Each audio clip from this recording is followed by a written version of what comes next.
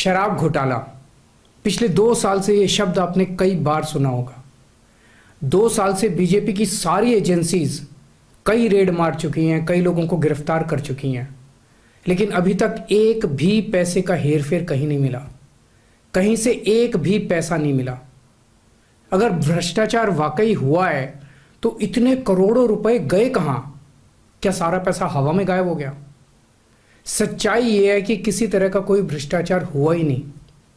अगर होता तो पैसा भी मिलता।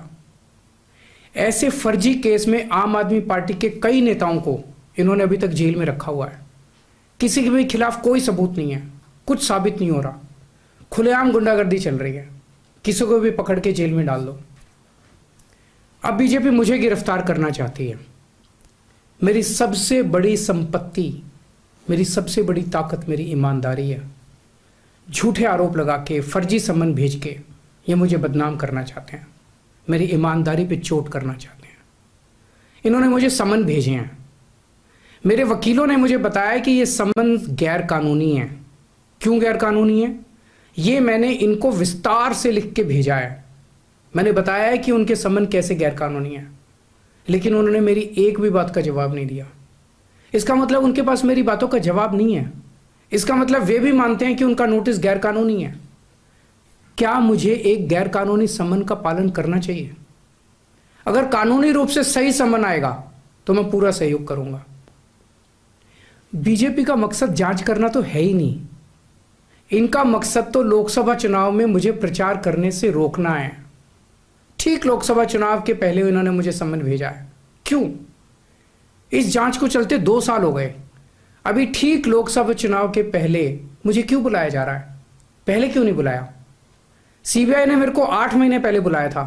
मैं सीबीआई में गया था, उनके सारे जवाब भी दिए थे। लेकिन अब ये लोग ठीक लोकसभा चुनाव के 2 महीने पहले मुझे बुला रहे हैं।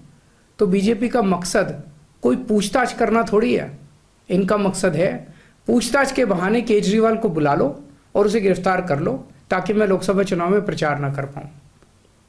आज बीजेपी भ्रष्टाचारियों को नहीं पकड़ रही, बल्कि खुलेआम ईडी और सीबीआई का इस्तेमाल करके दूसरी पार्टियों के नेताओं को तोड़ के बीजेपी में शामिल करवाने का काम किया जा रहा है।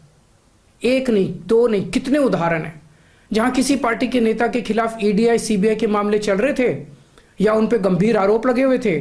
जैसे ही वो नेता बीजेपी में शामिल हुए, उनके सारे पुराने मामले बंद कर दिए गए या ठंडे बस्ते में डाल दिए गए। तो जो इनकी पार्टी ज्वाइन कर लेता है उसके सारे मामले रफा दफा कर दिए जाते हैं। जो इनकी पार्टी में नहीं जाता वो जेल जाता है। आज मनीष सिसोदिया, संजय सिंह और विजय नायर इसलिए जेल में नहीं है कि उन्होंने भ्रष्टाचार किया है, वो इसलिए जेल में है क्योंकि उन्होंने बीजेपी में शामिल होने से इंकार कर दिया है। आज हम बीजेपी का मुकाबला क्यों कर पा रहे हैं? क्योंकि हमने कोई भ्रष्टाचार नहीं किया। अगर हमने जरा सा भी गलत काम किया होता तो दूसरे भ्रष्टाचारी नेताओं की तरह आज भी हम बीजेपी में शामिल हो चुके आज तो होते आज तक। इस तरह देश के ईमानदार नेताओं को जेल में डाल के और भ्रष्टाचारियों को अपनी पार्टी में शामिल करवा के ऐसे तो देश आगे नहीं बढ़ सकता। ये क्या चल रहा है?